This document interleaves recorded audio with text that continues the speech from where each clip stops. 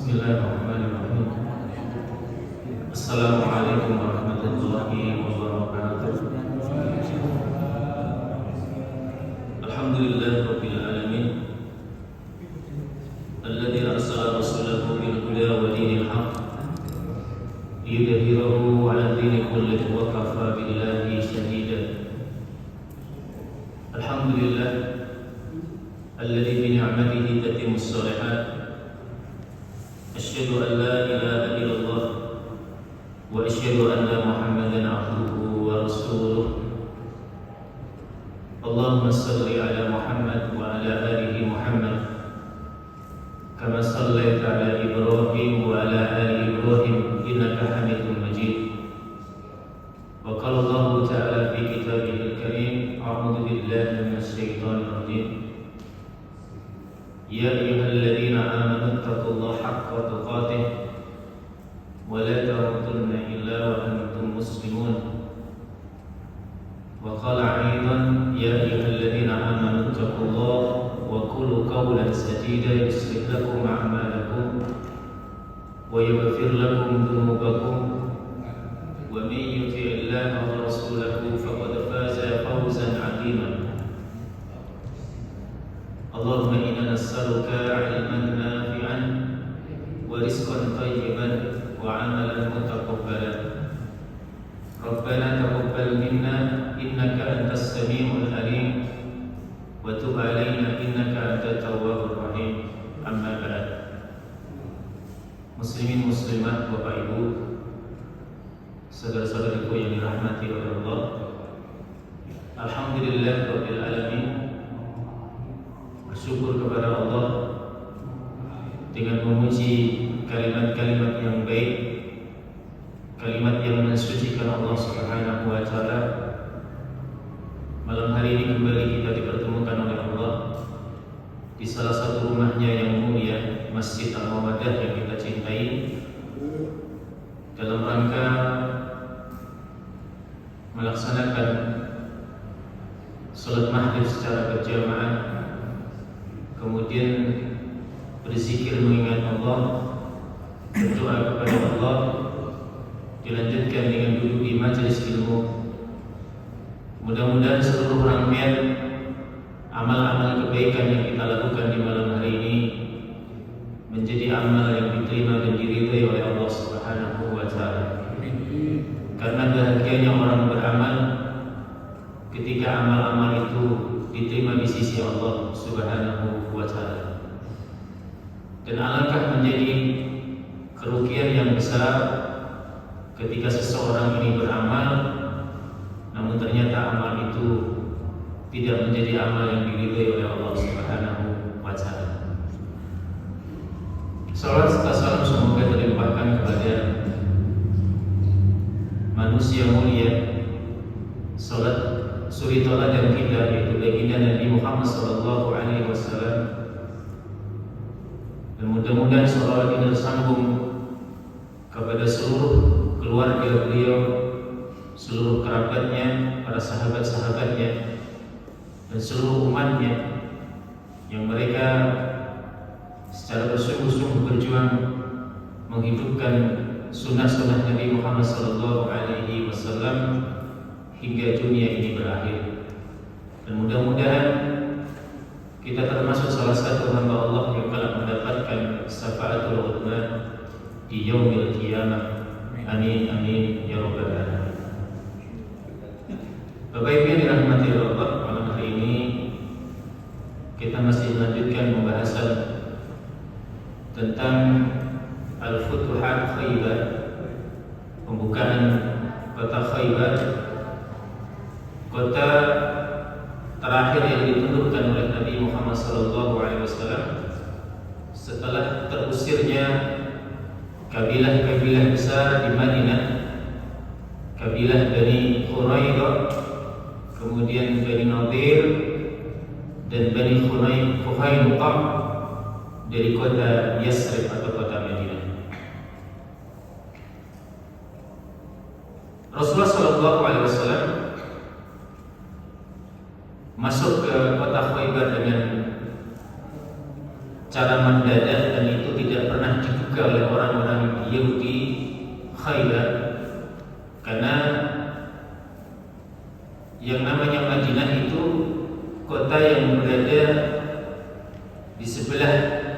selatan Khaybar. Tapi justru pasukan Nabi itu munculnya di utara kota Khaybar. Maka itu kemudian membuat orang-orang Yahudi Bani Khaybar menjadi panik, ya. Dan mereka saat itu di pagi hari itu mereka sedang berada di ladangnya, ya. Tiba-tiba pasukan Nabi Muhammad SAW mengagetkan, ya, kondisi orang-orang Khaybar, orang-orang Yahudi di Khaybar. Rasulullah SAW kemudian mengucapkan kalimat Allahu Akbar, kharibat Khaybar, Allahu Akbar, kharibat Khaybar, Allahu Akbar, kharibat Khaybar. Kata Nabi, beliau bertakbir 3 kali, Allahu Akbar, Allah Maha Besar, maka hancurlah Khaybar, hancurlah Khaybar, hancurlah Khaybar. Kemudian beliau berkata, sesungguhnya ketika kami tiba di belakang satu kaum, maka aman buruklah bagi hari itu yang dialami oleh orang-orang yang diperingatkan oleh Allah Subhanahu wa Ta'ala. Setelah mengatakan kalimat itu, Rasul kemudian berkata, "Fiku." Tunggu sebentar, berhenti kata Nabi. Maka Rasulullah SAW berdoa. Ini kebiasaan Nabi Bapak Ibu. Jadi Bapak Ibu kalau datang ke suatu negeri, datang ke suatu wilayah, suatu kampung, suatu kota, itu dianjurkan oleh Nabi untuk membaca doa ini. Nabi Muhammad SAW berdoa, Allahumma Rabbis samawat wa ma adlalna wa Rabbal ardina wa ma aqlalna wa Rabbis sayatin wa ma adlalna wa Rabbir riyahi wa ma atrayna fa inna nas'aluka khayra hadhihi al-qaryah wa khayra ahliha wa khayra ma fiha wa ta'udhu bika min syarriha wa syarri ahliha wa syarri ma fiha aqdimu bismillah.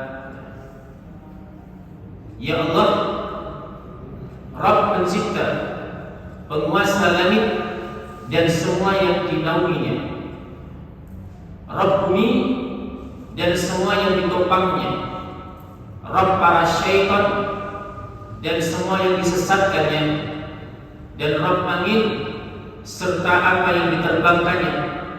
Sesungguhnya kami mohon kepada Engkau, wahai Allah, kebaikan dari negeri ini yang akan saya masuki ini, dan kebaikan-kebaikan penduduknya serta kebaikan yang ada padanya.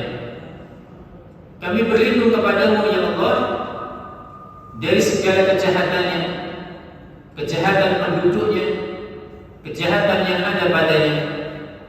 Majulah dengan menyebut nama Allah, Bismillahirrahmanirrahim.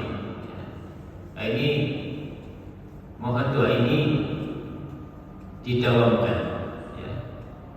Dibiasakan untuk kita masuk ke dalam sebuah kota untuk dibaca. Kalau tidak bisa hafal bahasa Arabnya, pakai bahasa Indonesia juga tidak apa-apa. Ya Allah, ya, lindungi kami dari kejahatan negeri ini, dari kejahatan penduduknya, ya. Berikan kami kebaikan-kebaikan dari penduduknya, dari negeri ini, ya. Dan jauhkan kami dari syaitan yang menyesatkan kami, karena syaitan itu tidak akan berhenti mengikuti kita dimanapun itu. Maka kita dengan berlindung dengan doa ini, mudah-mudahan Allah Subhanahu wa Ta'ala juga menjaga kita. Kemudian kalau Rasulullah SAW itu singgah, Bapak Ibu, singgah gitu di suatu tempat, ya, entah itu menginap atau berhenti sejenak, maka beliau juga mengajarkan sebuah doa. Doanya adalah a'udzu bi kalimatillah tammat min syarri ma khalaq. Aku berlindung dengan kalimat-kalimat Allah yang sempurna dari kejahatan apa-apa yang Dia ciptakan.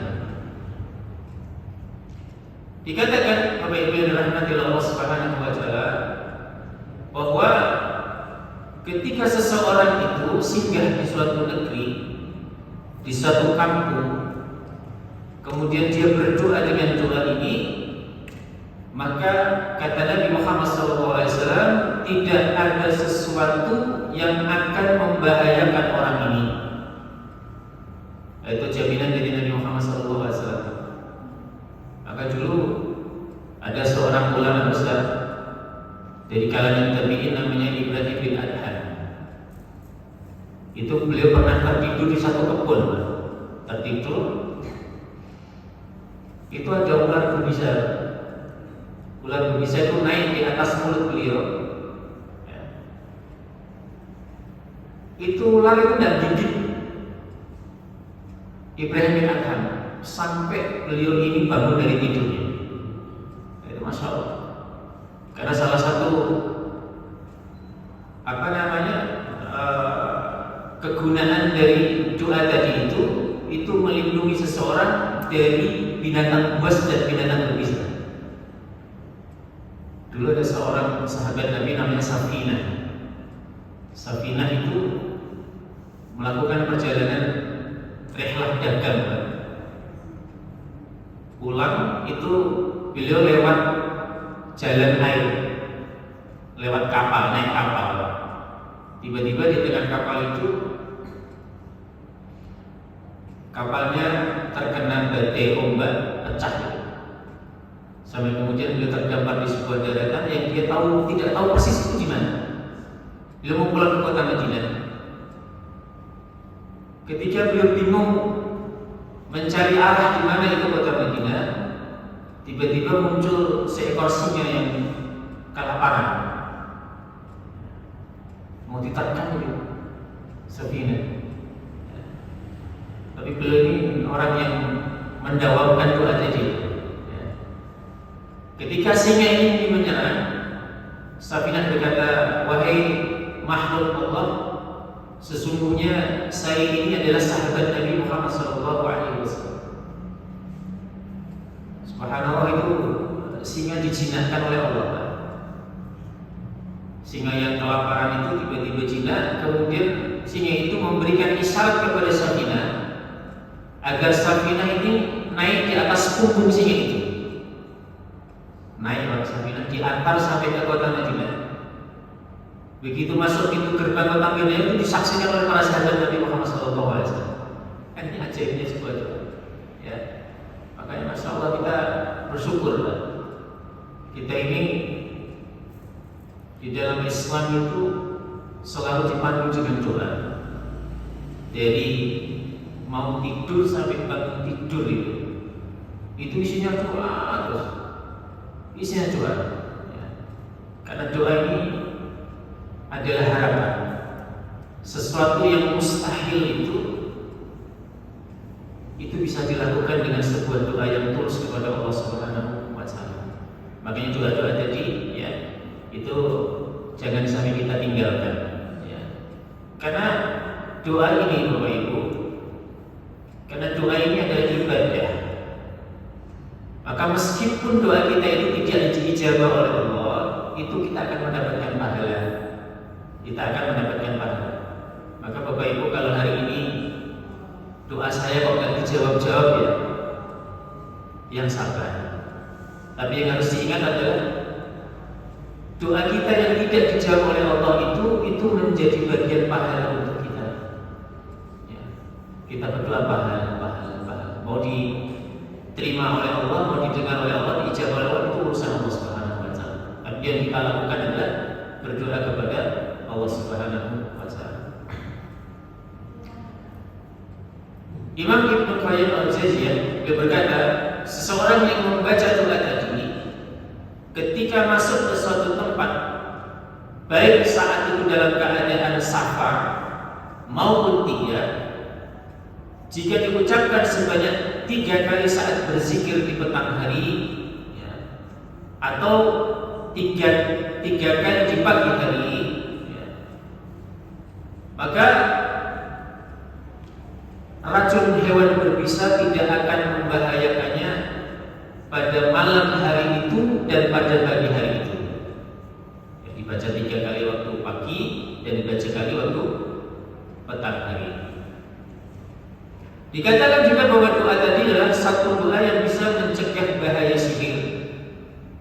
Syekh Abdul Aziz bin Baz rahimahullah taala menyatakan bahwa di antara yang paling penting dalam menangkal sihir adalah membentengi diri kita dengan zikir dan doa kepada Allah yang diajarkan oleh Rasul kita Muhammad sallallahu alaihi wasallam.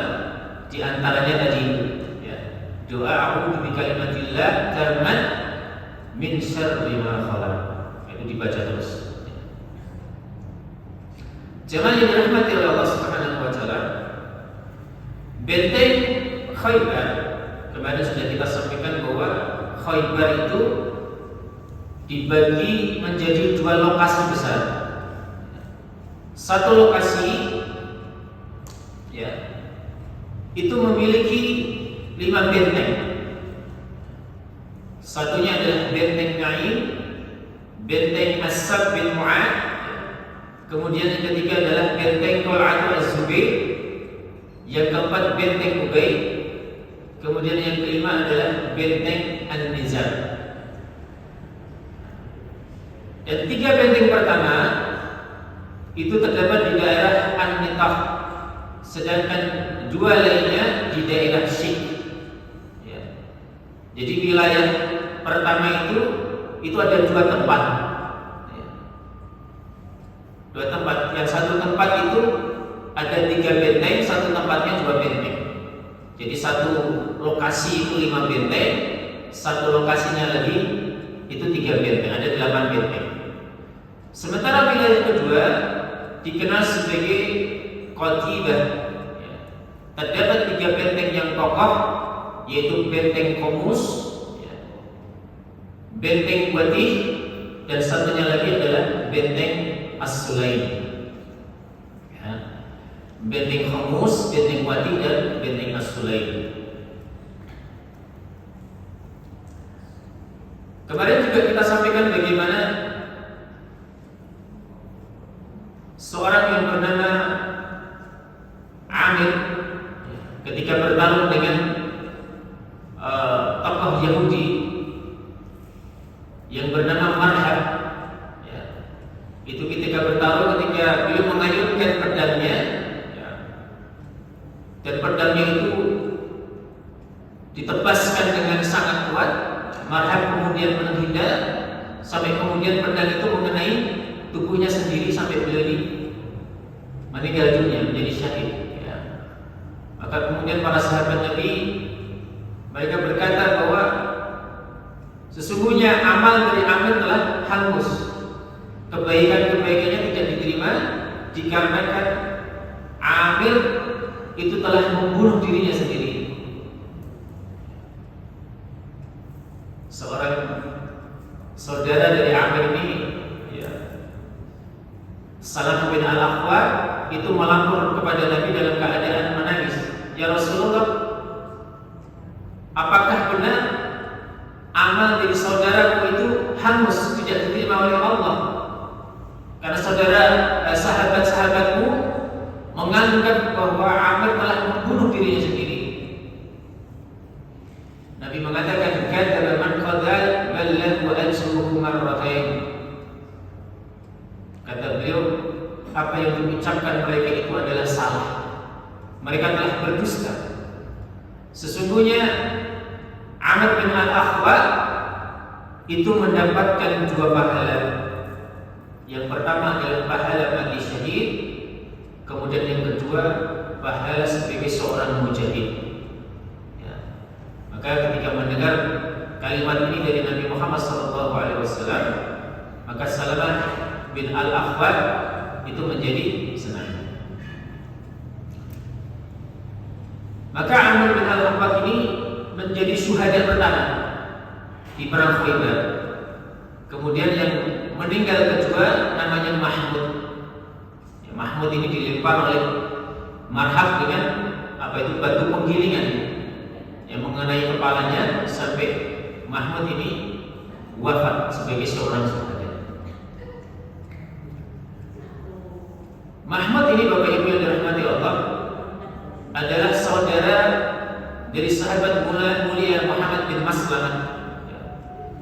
ketika melihat saudaranya ini terbunuh, maka Muhammad bin Maslamah keluar untuk menyambut tantangan marhab, ditantang duel, sampai kemudian marhab ini terputus kakinya oleh Muhammad bin Maslamah dalam keadaan sekarat. Marhab minta supaya dibunuh oleh Muhammad bin Maslamah, tapi Muhammad bin Maslamah membiarkan sampai kemudian Ali bin Abi Thalib mendatangi marhab, kemudian membunuh marhab. Nah, masalahnya Bapak Ibu, di dalam aturan Islam dalam berjihad itu, ketika seseorang itu bisa membunuh lawannya, maka orang itu berhak mendapatkan harta ghanimah dari orang yang dibunuhnya. Kalau marhab itu pakai pedang, pakai baju besi, pakai topi besi, maka apa yang dia miliki itu menjadi ghanimah, harta rampasan berharga dia membunuhnya. Lah masalahnya ini kan yang berperang Muhammad bin Maslamah, ditebas kakinya sampai terputus, tapi yang membunuh Ali bin Abi Thalib.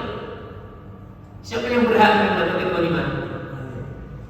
Maka kemudian mereka datang ke Nabi, menanyakan tentang hak mereka. Maka diceritakan, ya Rasulullah, sesungguhnya akulah yang menebas kakinya marhab, tapi aku biarkan sampai kemudian datanglah Ali, kemudian dia yang membunuhnya. Kemudian Rasulullah SAW mengatakan, ini semua adalah hak Muhammad bin Maslamah. Jadi ghanimahnya tadi diberikan oleh Rasul kepada Muhammad bin Maslamah. Ada ahli sejarah lain yang mengatakan bahwa yang membunuh marhab itu bukan Muhammad bin Maslamah, yang berperang langsung itu justru Ali. Ada sebagian mengatakan itu. Jadi benteng Naim itu, benteng yang ditentukan pertama kali oleh muslimin, itu benteng yang kokoh sekali. Di awal peperangan itu Rasulullah SAW itu mengangkat Abu Bakar sebagai panglima perang. Setelah diangkat menjadi panglima perang, Abu Bakar berperang luar biasa di Khaybar itu sampai beberapa hari itu benteng Naim tidak bisa dibuka, Kemudian bendera diserahkan kepada Umar bin Khattab. Berperang sampai 9 hari, ternyata benteng Naim juga belum bisa dibuka oleh muslimin. Maka di malam hari yang ke-10 itu, Rasulullah SAW berkata kepada para sahabat Nabi Muhammad SAW, la'utiyadna ar-rayah ghaddan rajulan yuhibbullah wa rasulah wa yuhibbullah wa rasulah yaftahullahu ala yadayhi. Sungguh esok pagi saya akan berikan bendera perang ini kepada seorang laki-laki yang mencintai Allah dan Rasulnya, dan dia adalah laki-laki yang dicintai oleh Allah dan Rasulnya. Maka malam hari itu semua sahabat berharap bahwa akulah nanti yang disebut oleh Nabi itu, laki-laki yang mencintai Allah dan Rasulnya dan dicintai oleh Allah dan Rasulnya. Mereka berharap bahwa diri mereka yang akan ditunjuk oleh Nabi, termasuk Umar. Umar itu malam hari ngomong, tidak ada sesuatu ambisi untuk menjadi seorang pemimpin bagiku kecuali di malam hari ketika kami berjihad di Khaybar, kata Umar. Umar berharap. Maka setelah sholat subuh itu, para sahabat Nabi berusaha mendekat kepada Nabi, menunjukkan kepalanya gini, agar mereka yang ditunjuk oleh Nabi Muhammad SAW. Ternyata Nabi Muhammad SAW justru bertanya, aina Ali ibnu Abi Thalib, di manakah Ali bin Abi Thalib? Sahabat Nabi mengatakan, ya Rasulullah, sesungguhnya Ali sedang sakit mata. Matanya sakit Pak, gak bisa melihat. Maka Rasulullah SAW meminta sahabat Nabi untuk menjemput Ali dibawa ke hadapan Nabi Muhammad SAW. Oleh Nabi itu mata Ali diludahi, diludahi 3 kali, cucu sambil berdoa gitu. Maka kemudian mata Ali itu menjadi sembuh dengan kesembuhan yang luar biasa, lebih tajam ketika dia belum sakit. Itu didoakan oleh Nabi Muhammad SAW, salah satu mukjizat Nabi Muhammad SAW. Kemudian Ali bin Abi Thalib diberikan bendera oleh Nabi Muhammad SAW. Kemudian sahabat Ali bertanya, "Ya Rasulullah, apakah saya perangi mereka agar mereka menjadi sama seperti kita?" Rasul kemudian berkata, "Teruskanlah wahai Ali, jalan pelan-pelan hingga tiba di pekarangan mereka. Kemudian ajaklah mereka kepada Islam, dakwai mereka kepada Islam, terangkan apa yang wajib atas mereka tentang hak-hak Allah dalam Islam. Demi Allah, seandainya Allah memberikan petunjuk kepada mereka lewat tangan kamu, lewat lisan kamu, maka sungguh kamu akan mendapatkan sesuatu yang lebih baik daripada unta merah." Unta merah itu dulu di zaman Nabi itu menjadi harga yang sangat mahal, Pak. Ya. Jadi kendaraan hari ini yang paling mahal, Pak.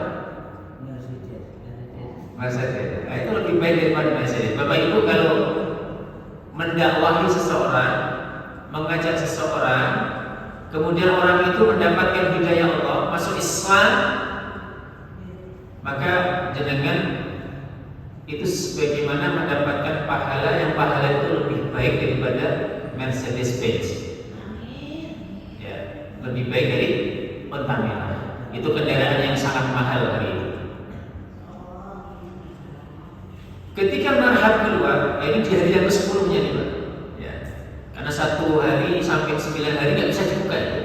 Di hari yang ke-10 itu marhab keluar, karena marhab memang jagoannya orang Yahudi. Ya. Ahli bela diri, kesatrianya orang Yahudi. Kemudian marhab ini bersyair bahwa tidak ada seorang pun di Khaybar yang tidak mengenal marhab. Kata marhab, kalau marhab sudah mengangkat pedangnya, maka sesungguhnya medan perang itu akan menjadi medan yang bergejolak, kata marhab. Dan tidak ada satupun dari kalian yang akan bisa mengalahkan marhab.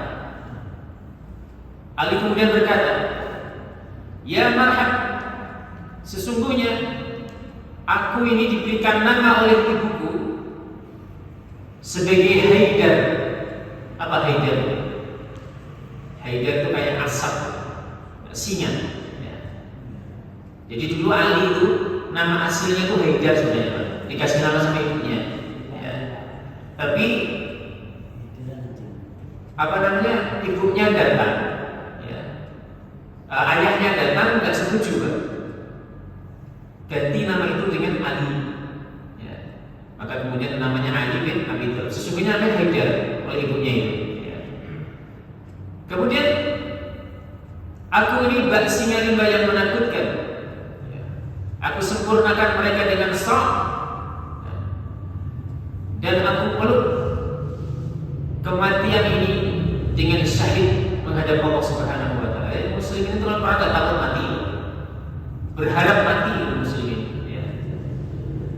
Maka terjadilah duel yang sangat dahsyat itu, sampai kemudian marhab dibelah kepalanya menjadi 2 bagian, karena pedangnya Ali itu terbelah menjadi 2, sampai kemudian marhab ini mati. Kemudian ketika marhab ini tewas, ada saudaranya marhab yang bernama Yasir, kemudian dengan sangat marah menantang kaum muslimin. Maka muncullah Zubair bin Awwam Zubair bin Awam itu putra dari bibi Nabi Muhammad SAW, Sofiyah binti Abdul Muttalib. Jadi Zubair ini sepupunya Nabi, ya, sepupunya Nabi. Sofiyah saat itu ada di Khaybar, ibunya ikut.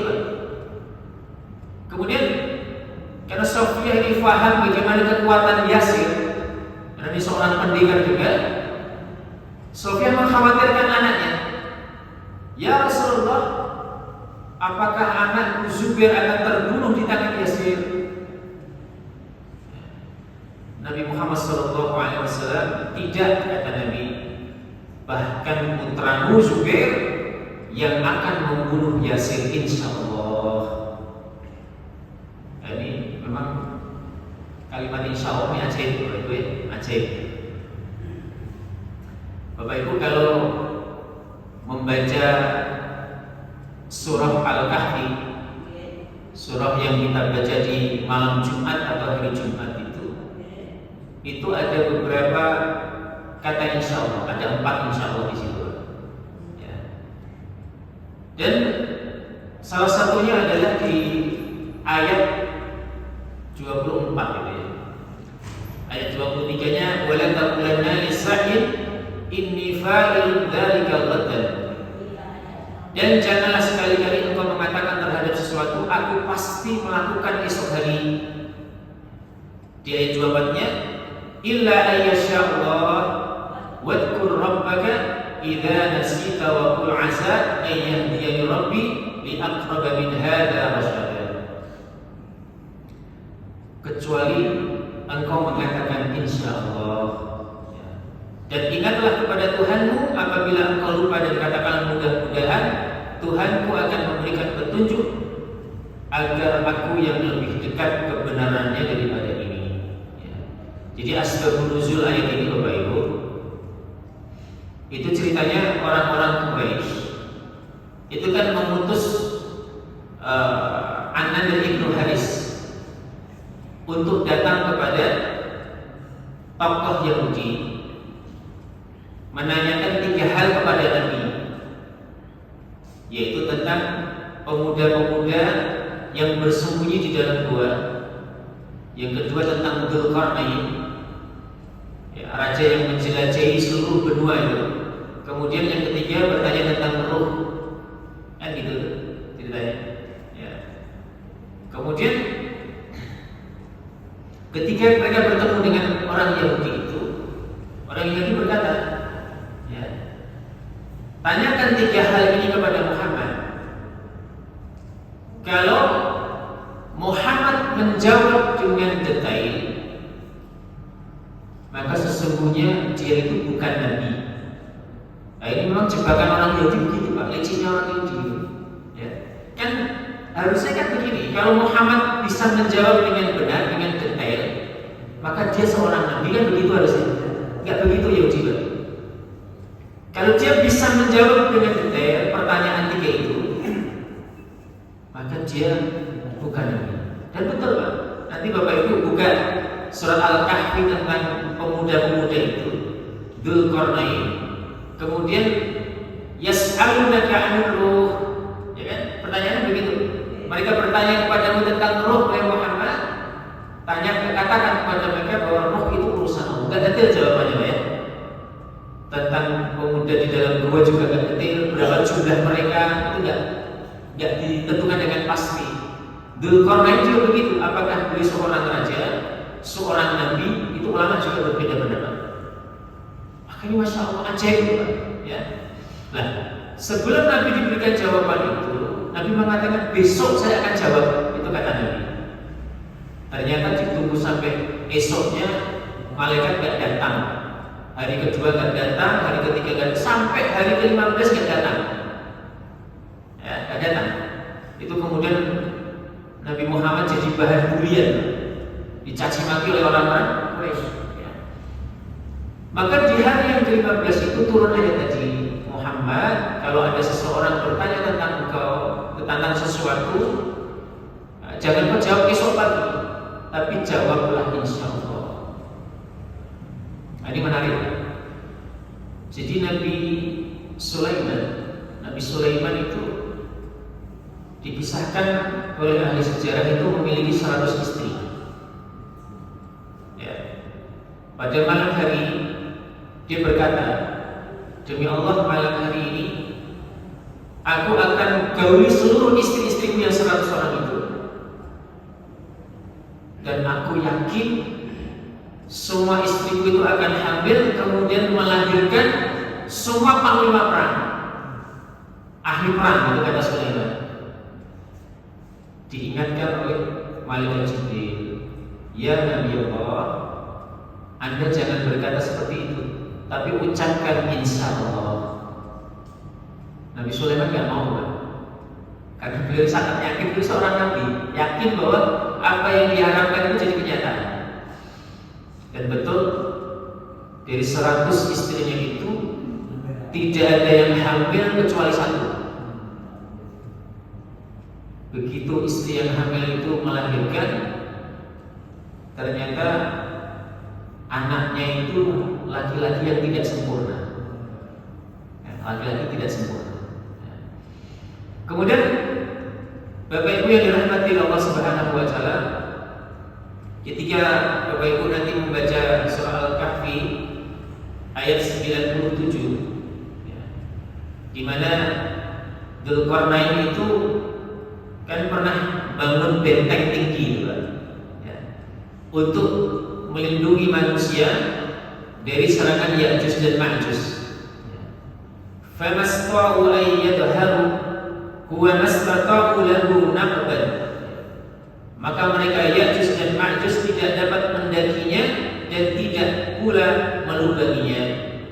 Qala hadza rahmatun min rabbi fa idza jaa wa'du rabbi ja'alahu dakka wa kana wa'du rabbi haqqan. Dia Dzulqarnain berkata, dinding ini yang sangat kokoh ini itu adalah rahmat dari Allah Subhanahu wa taala. Ini Masya Allah. Ini ucapan Dzulqarnain itu menjadi teladan bagi kita. Jadi Bapak Ibu itu kalau diberikan kekuatan, diberikan kekuasaan, diberikan kehormatan, diberikan kemuliaan, panjenengan di kantor dihormati, ya, oleh karyawan-karyawan Bapak Ibu, kalimatnya gitu nih, ya. Rahmatu mir Rabbi, ini adalah rahmat dari Allah Subhanahu wa taala. Kata Dzulqarnain. Ya. Itu dikisahkan, termasuk Ibnu Katsir menceritakan bahwa dinding yang dibuat oleh Dzulqarnain itu atas rahmat Allah tidak bisa dibongkar oleh Ya'juj Ma'juj. Sampai hari ditentukan oleh Allah, dinding itu bisa dilubangi oleh Ya'juj Ma'juj. Dikisahkan itu. Sampai hari ini lah, hari ini, sejak benteng itu dibuat sampai hari ini, itu Ya'juj dan Ma'juj, ya, dari pagi hari sampai matahari terbenam itu mereka melubangi. Begitu nanti matahari terbenam, itu belum selesai, ya, belum sampai pulang. Yuk kita tinggalkan tempat ini, besok kita kembali lagi. Gitu. Besok harinya, begitu mereka mau melubangi lagi, ternyata dinding yang sudah dilubangi itu nutup lagi. Bahkan tutupannya itu lebih kokoh sekali. Dilubangi lagi, ya, sampai matahari terbenam, ditinggalkan itu. Besok kita lanjutkan lagi, nutup lagi, sampai kemudian ada seseorang yang mengatakan tetap kita lubangi terus. Insya Allah suatu saat benteng ini akan jebol. Maka kalimat insya Allah itu nanti yang membuat benteng yang dibuat oleh Dzulqarnain itu menjadi jebol. Jadi dikatakan bahwa ternyata mereka mengucapkan kalimat insya Allah, maka pada malam berikutnya saat mereka kembali, ternyata mereka menjumpai hasil galian yang tetap ada seperti saat mereka meninggalkannya. Lalu mereka menggalinya dan berhasil menjebol bendungan itu. Kemudian mereka menuju ke khalayak ramai manusia. Mereka menghirup air sehingga menjadi kering dan manusia berlindung dari serangan mereka, dari benteng-benteng mereka. dan Majus membidikkan anak-anak panah ke arah langit. Jadi langit itu dipanah seolah-olah mereka memanah pasukan-pasukan dari langit. Begitu panah itu meluncur, tiba-tiba dari langit itu mengeluarkan cairan seperti cairan darah. Maka Ya'juj Ma'juj bersorak-sorai, mereka mengatakan malaikat telah terbunuh, kata mereka. Ya. Maka kemudian Allah Subhanahu wa taala menimpakan penyakit di leher-leher mereka berupa ulat, sehingga ulat-ulat itu membunuh mereka semuanya. Nah, ini ajaibnya kata insya Allah. Ya, maka Bapak Ibu kalau berjanji, ya, tentu ini insya Allah jangan dijadikan mainan ya Pak ya. Ya, jangan dijadikan mainan. Artinya kalau orang ini berjanji, kemudian sebenarnya dia itu tidak bisa sebenarnya. 90%-nya itu nggak bisa, tapi kemudian dia menggunakan kalimat insya Allah itu untuk membela dirinya, itu nggak boleh. Ya. Jadi kalau sudah insya Allah itu ya kita berusaha sungguh-sungguh untuk menepati janji yang sudah kita ucapkan. Bapak Ibu yang dirahmati Allah Subhanahu wa taala, kemudian ada kisah yang lain. Ada seorang yang berperang di Khaybar di pihak muslimin itu yang banyak membunuh orang-orang Yahudi Khaybar. Kemudian muslimin ini sangat kagum dengan apa yang dilakukan oleh orang ini. Sampai kemudian orang ini terbunuh. Sahabat mengatakan, "Ya Rasulullah, sungguh orang ini adalah ahlul jannah." Karena dia banyak membunuh orang-orang musyrik, kata sahabat Nabi Muhammad SAW. Kata Nabi tidak. Kata Nabi, "Innahu ahlun nar." Dia adalah penduduk neraka. Para sahabat kaget. Ternyata ada seorang sahabat Nabi yang mengetahui kondisi akhir orang ini. Jadi ketika orang ini dalam keadaan terluka parah, ya, kemudian dia tidak tahan rasa sakit yang dialami itu, kemudian dia mengambil pedangnya membunuh dirinya sendiri. Ya. Maka kata Nabi Muhammad SAW, orang ini adalah ahlun nar. Ya. Rasul SAW bersabda, siapa yang menjatuhkan dirinya dari gunung hingga mati, maka dia berada di neraka jahanam. Dia akan menjatuhkan dirinya kekal di dalamnya selama-lamanya. Siapa yang menegak racun sampai mati, maka racun itu akan diberikan di tangannya, kemudian dia minum di neraka jahanam, kekal di dalamnya selama-lamanya. Siapa yang membunuh dirinya dengan senjata tajam, maka senjata itu akan diberikan di tangannya, kemudian dia tusuk perutnya di neraka jahanam, kekal di dalamnya selama-lamanya.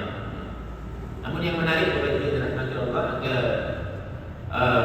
pendapat dari mayoritas ulama kita bahwa meskipun seorang muslim pelaku bunuh diri, ya, itu tidaklah mereka dihukumi keluar dari Islam.